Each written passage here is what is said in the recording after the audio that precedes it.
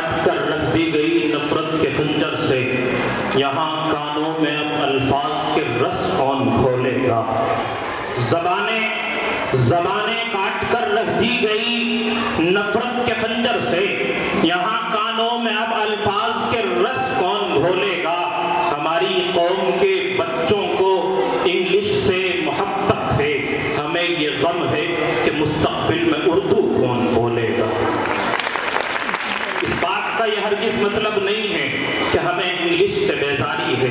यकीनन हमें हर ज़बान पर मेहनत करनी है, हर उन्वान पर, हर मौजू पर मेहनत करनी है, लेकिन अपनी मादरी ज़बान को हमें सफ़े अव्वल में रखना है।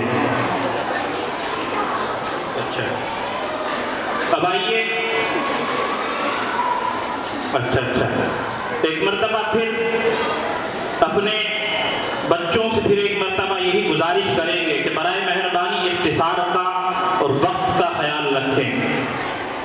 रमीशा bint Abdul Salam, moral and technorise public school, Muzaffarnagar. अस्सलाम वालेकुम। My name is रमीशा।